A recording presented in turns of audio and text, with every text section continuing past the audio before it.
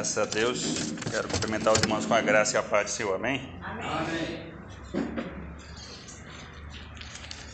Vamos meditar na palavra de Deus, ainda no livro de Oséias.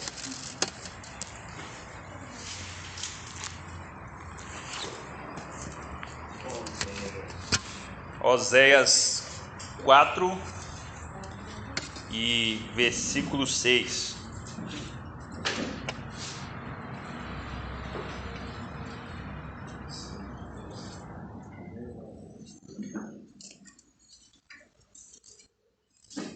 Oséias 4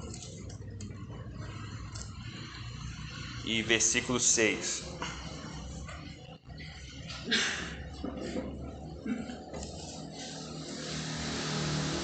O meu povo se perde porque lhe falta conhecimento. Ou, em outras traduções, o meu povo está sendo destruído porque lhe falta conhecimento. Porque tu, sacerdote, rejeitaste o conhecimento, também eu te rejeitarei, para que não seja sacerdote diante de mim.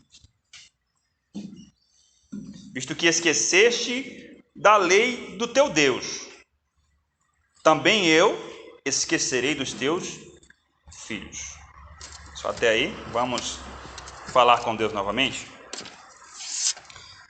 Grande Deus, queremos te louvar, te exaltar, te adorar, Senhor Deus, por essa oportunidade que o Senhor nos concede de nesta manhã podermos estar reunidos adorando o teu nome e aprender mais de ti, Senhor. Amém. Que o teu Santo Espírito possa continuar nos direcionando, nos ensinando, nos edificando através da tua palavra. É o que nós te pedimos, em nome de Jesus. Amém. Amados, o texto de Oséias, aqui neste capítulo 4, e a partir do versículo 6, essa mensagem, ela tem um destinatário, né? Esse texto de Oséias é direcionado ao povo, é direcionado a Israel. Essa mensagem desse texto, ela não é direcionada a ímpios, ela não é direcionada a incrédulos, ela não é direcionada aos filisteus, aos caldeus, aos assírios. Essa mensagem, esse texto é direcionado ao povo de Deus. É Deus falando com o seu povo. É Deus trazendo uma mensagem de exortação ao seu próprio povo. Se perder aqui, que o texto está dizendo, o meu povo se perde. Se perder significa estar em ruínas. Se perder significa estar em decadência. O meu povo está sendo destruído. O meu povo está em ruínas. O meu povo está em decadência. Porque lhe falta conhecimento. Essa falta de conhecimento aqui, primeiramente, é a falta de conhecimento de Deus. Deus está dizendo que o seu próprio povo não lhe conhece de verdade. Deus está dizendo para o seu povo: vocês estão sendo destruídos porque vocês não me conhecem de fato. Vocês não conhecem o seu próprio Deus, o seu próprio Senhor. Falta conhecimento a respeito de Deus. Porque nós podemos, meus amados irmãos, fazer parte de uma religião. E essa religião monoteísta, que adora o único Deus, e não adora somente ao único Deus, adora ao Deus Yahvé, adora ao Deus de Israel. Nós podemos fazer parte dessa religião, estar no seio dessa religião, e mesmo assim não conhecer a Deus. E mesmo assim não saber de fato quem é Deus. Nós podemos também fazer parte de uma denominação evangélica, protestante, uma denominação que tem o Senhor Jesus como Deus, que tem Yahvé como Deus, uma denominação que prega a Deus. Podemos fazer parte dessa denominação e mesmo assim não conhecer também a Deus.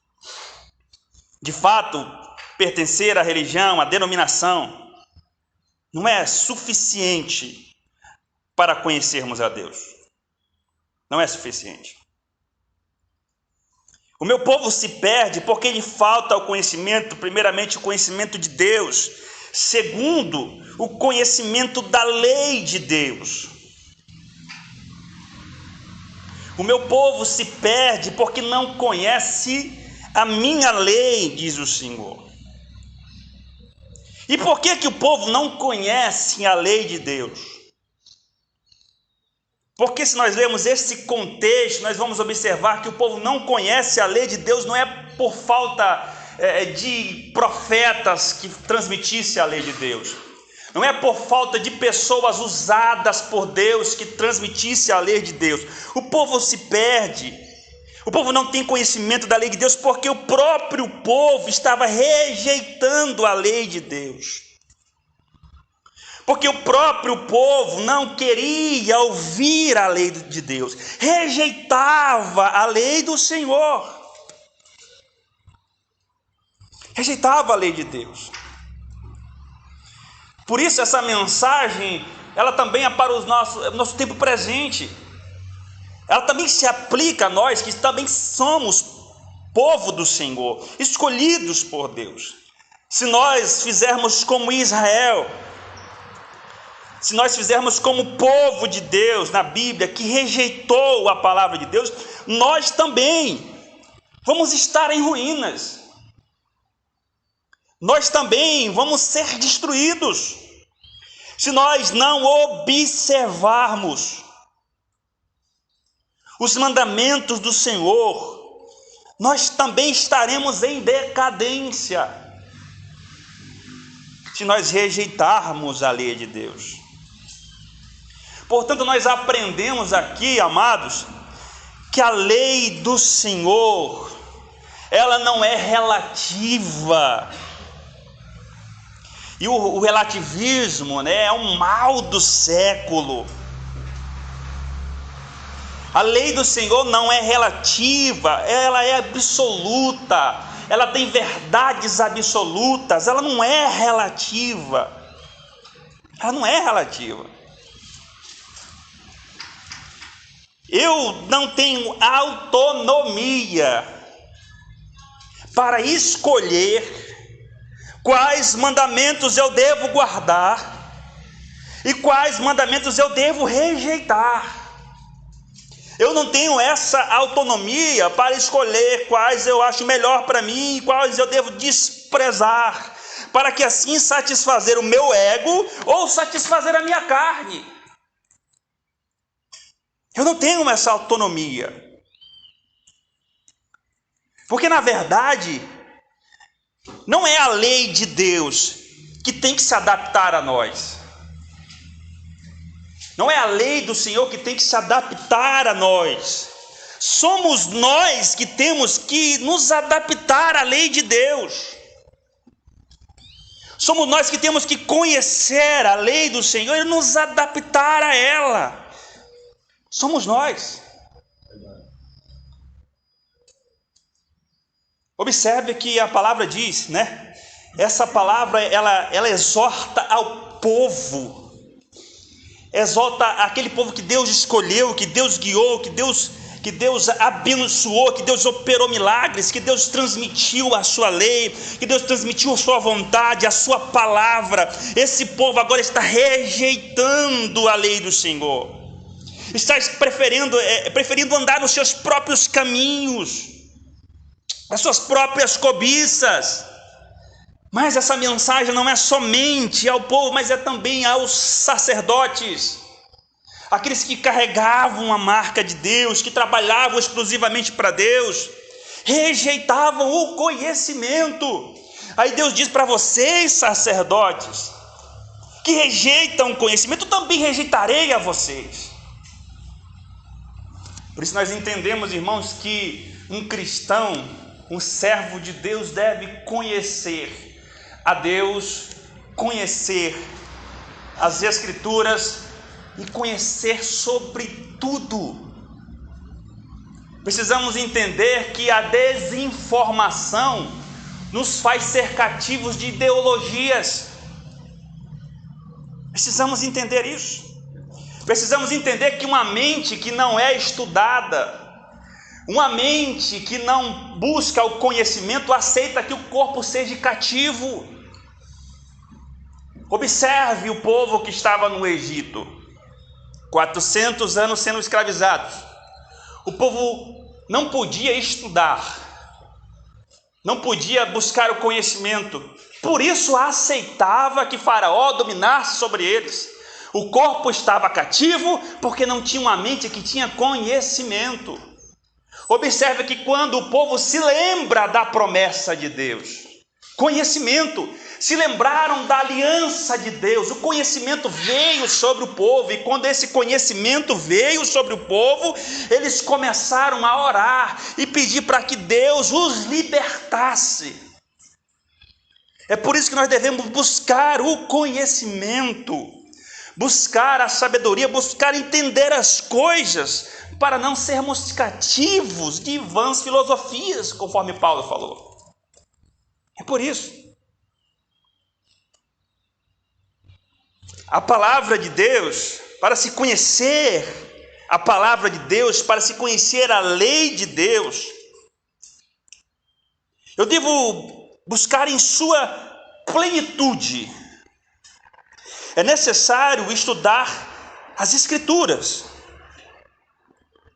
O estudo das Escrituras é essencial para compreendermos, e não só compreendermos, mas também observarmos a lei de Deus. Compreender e observar a lei de Deus. O meu povo se perde porque lhe falta conhecimento. Ele falta conhecimento de Deus, ele falta conhecimento da lei do seu Deus. Por isso entendemos que para conhecer a Deus é necessário estudar as Escrituras. Dito isto, relacionamos algumas desculpas que são dadas por aqueles que não querem estudar as Escrituras. Relacionamos algumas desculpas que são dadas por aqueles que não estudam as Escrituras. Primeira desculpa dada, segundo o livro de Coríntios 3:6, a letra mata. Essa com certeza é a maior desculpa. 2 Coríntios 3:6. Essa com certeza é a maior desculpa dada por aqueles que não querem aprender a Bíblia, que não querem estudar a palavra de Deus. Paulo fala nesse texto que a letra mata. E muitos afirmam erroneamente que esse texto ele condena o estudo teológico. Muitos afirmam que esse texto condena o estudo da palavra de Deus. Daí nós nos perguntamos então, por que Deus nos deu a Escritura se Ele mesmo condena o estudo dela? Por que Deus nos deu a sua palavra se Ele mesmo condenaria que nós estudássemos ela? Para entendermos o que realmente o texto diz, nós precisamos olhar o seu contexto, pois sabemos que um texto jamais deve ser interpretado de forma isolada. Obrigado.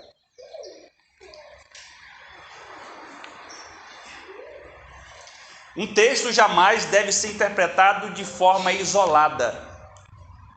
Já dizia aquele velho ditado: texto sem contexto é pretexto para heresia. Então, um texto jamais deve ser analisado de forma isolada do seu contexto. Para nós entendermos aqui sobre o que Paulo está dizendo, que a letra mata, precisamos olhar todo esse contexto que Paulo fala. O texto, na verdade, está dizendo que nós não podemos alcançar a salvação por nosso próprio mérito. Não podemos alcançar a salvação por nosso próprio mérito. Nós vamos precisar do Espírito Santo. A letra mata, mas o Espírito vivifica. Nós não podemos alcançar por nosso próprio mérito. Nós precisamos do auxílio do Espírito Santo. Precisamos de Jesus. É disso que o texto está dizendo. O texto não está condenando que nós estudemos a palavra de Deus. Não, em forma alguma. O texto está condenando. Por isso, essa é uma das maiores desculpas para aqueles que não querem estudar a palavra de Deus. Segunda desculpa: eu não compreendo o que eu leio. Não compreendo o que leio. Essa também é uma grande desculpa. Mas eu não leio a Bíblia porque eu não consigo entender o que está nela. Por isso alguns rejeitam, né? Deus é o autor da Bíblia. E o Espírito Santo é o seu intérprete. Deus é o autor da Bíblia e o Espírito Santo é o seu intérprete. Por isso, todas as vezes que nós formos estudar as Escrituras, nós precisamos orar pedindo o auxílio do Espírito Santo, para que eu possa compreender o que eu estou lendo. Eu preciso pedir para que o intérprete me ajude a entender aquilo que está escrito. Pedir que o Espírito Santo me auxilie na leitura das Escrituras. Amém? E aqui eu posso contar um pequeno testemunho pessoal sobre isso. Quando eu retornei para a casa de Deus, foi no ano de 2008,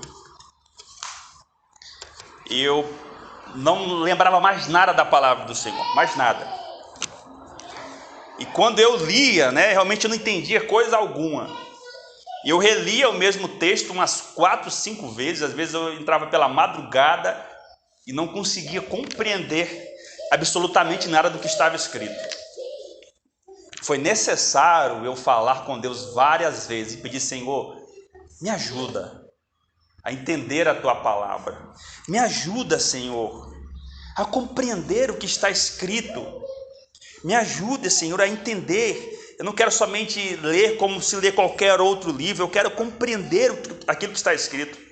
E o Espírito Santo começou a clarear a minha mente, começou a abrir o meu entendimento para entender as Escrituras. Amém. Então, se há alguém que tem essa dificuldade de compreender aquilo que está escrito, que não seja uma desculpa, irmãos.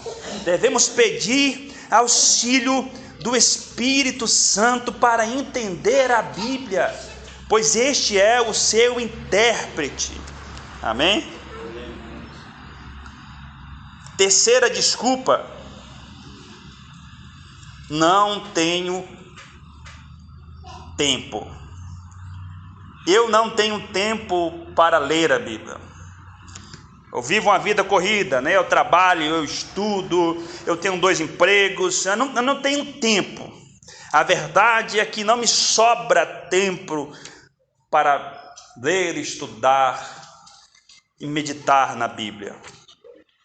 Não ter tempo para as Escrituras é um grande problema. Verdade. Pois mostra para nós quais são as nossas verdadeiras prioridades. Verdade. As nossas prioridades são outras. A questão não é ter tempo. Preste atenção nisso aqui, que isso aqui é muito importante, irmãos. A questão não é ter tempo. A questão é criar tempo. Devemos saber administrar o nosso tempo para assim podermos estudar as Escrituras, criar tempo para estudar as Escrituras. Nisso eu lembrei de uma história, né, antiga, que o povo conta aí, que deve ser uma ficção, mas contam que em um certo dia uma criança chegou para a mãe e disse: mãe, eu posso dar uma olhada aquelas coisas velhas que estão ali em cima do guarda-roupa? Pode, meu filho. Posso jogar fora o que não presta? Pode jogar. E a criança começou a pegar algumas coisas e começou a jogar fora. E de repente ele acha um livro preto, já ia pegando aquele livro e jogando no lixo. Aí a mãe dele viu, né, menino, me dá esse livro aqui. Isso você não pode jogar. Mas por quê, mãe? Porque é a Bíblia. O que é a Bíblia, mamãe? É a palavra de Deus. É a palavra de Deus, mamãe? Isso, é a palavra de Deus. Então nós vamos devolver para ele, mamãe, porque a senhora não está usando. Essa é uma grande verdade, né, irmãos? Não ter tempo para ler e estudar a Bíblia, com certeza é também uma das grandes desculpas que nós ouvimos todos os dias. Quarta desculpa: não acredito em tudo que a Bíblia diz. Isso aqui pode parecer um tanto quanto difícil de nós acreditarmos que alguém possa dizer isso, mas isso tem se tornado algo normal no nosso tempo presente. Não acredito em tudo que a Bíblia diz. Isso também é um grande problema, pois a Escritura, ela testifica de si mesmo. No segundo livro de Timóteo, capítulo 3 e versículo 16, a Escritura testifica dizendo que ela é inspirada por Deus. Não está dizendo que o Novo Testamento é inspirado por Deus. Não está dizendo que os escritos de Paulo são inspirados por Deus. Está dizendo toda Escritura é inspirada por Deus. Toda Escritura. Portanto, a Bíblia não contém a palavra de Deus. Ela é a palavra de Deus. Você vai ver hoje pessoas dizendo, né, eu tenho a Bíblia porque ela contém a palavra de Deus. Você vai ver denominações cujo credo religioso, né, cuja a confissão de fé dessa denominação diz que acreditam que a Bíblia contém a palavra de Deus. Conter, você está dizendo que ela apenas tem, né, que ela não é em sua plenitude a palavra. Ela apenas tem a palavra. Isso aqui é um erro grande, irmãos. A Bíblia não contém, ela se trata de fato da palavra de Deus. Ela é toda inspirada, desde o primeiro até o último livro, ela é inspirada por Deus, inspirada pelo Senhor. Portanto, eu não posso tratar a Bíblia como uma caixinha de promessa. Verdade. Uma das maiores heresias inventada por crentes foi a caixinha de promessa. Uma das maiores heresias. Porque eu vou pegar somente as promessas para mim, né? E vou rejeitar todo o resto da Escritura, como que se ela não servisse para mim, como que se ela não fosse suficiente para mim. E muitos estão assim, não acreditam na inerrância da Escritura, não acreditam que a Bíblia de fato é a palavra de Deus, e por isso não a buscam, por isso não a estudam. Isso aqui é chamado de teísmo, né? Teísmo cristão. O que é teísmo cristão? É aquele que acredita em Deus, mas não acredita de fato na Escritura, não acredita de fato que Deus esteja no controle de tudo, não acredita de fato que a Bíblia possa ser inspirada por Deus. Teísmo cristão é chamado do cristianismo cultural. O cristianismo que foi influenciado pela cultura moderna e fez com que os crentes perdessem aquilo que é fundamental na nossa fé. Parassem de crer que aquilo que é fundamental para nós, que é Deus e a sua palavra, Deus e a sua Escritura. Por isso muitos usam essa desculpa: eu não leio porque eu não acredito. Precisamos sim compreender que toda a Escritura é inspirada por Deus. Quinta e última desculpa dada por muitos: eu não acho a Bíblia interessante. Eu não acho a Bíblia interessante. Às vezes nós priorizamos a literatura secular. Tem muita gente que se dedica 100% na literatura secular, nas fantasias,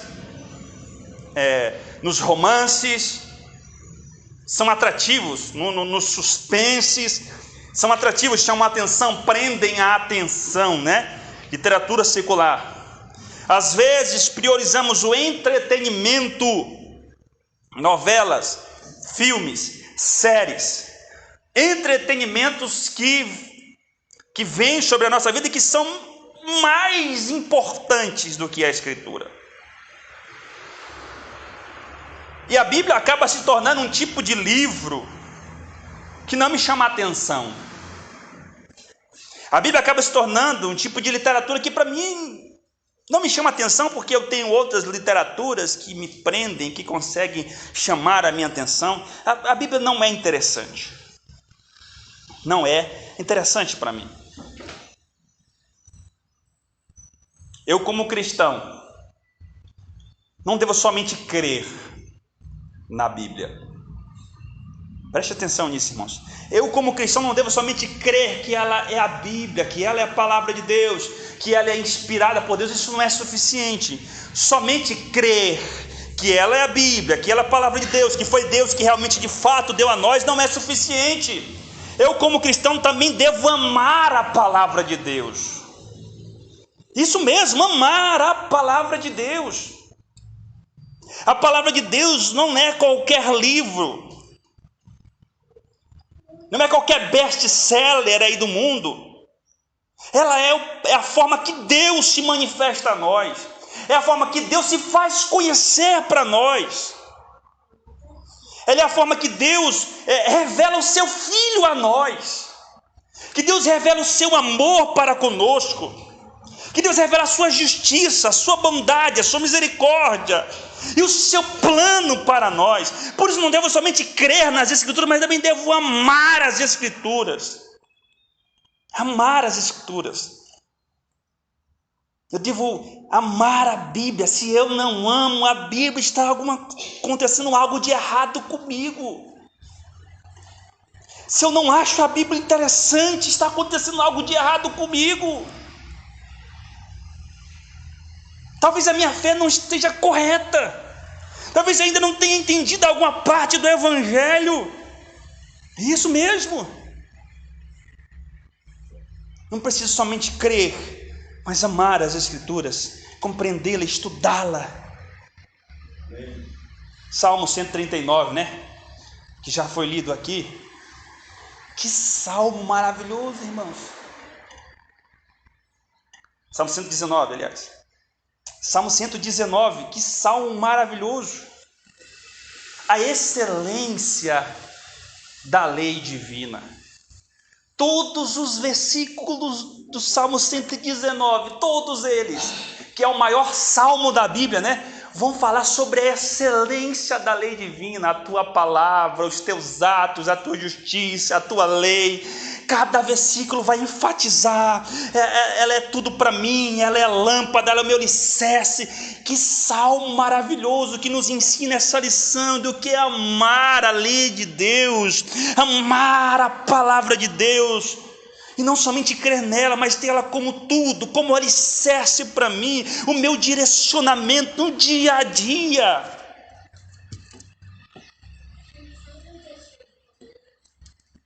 Que possamos aprender, irmãos, que isso não seja mais desculpa para nós não estudarmos as Sagradas Escrituras. O meu povo se perde. O meu povo está sendo destruído porque lhe falta o conhecimento. E falta conhecimento de Deus. Falta conhecimento de sua palavra. Amém? Amém. Vamos curvar nossa cabeça.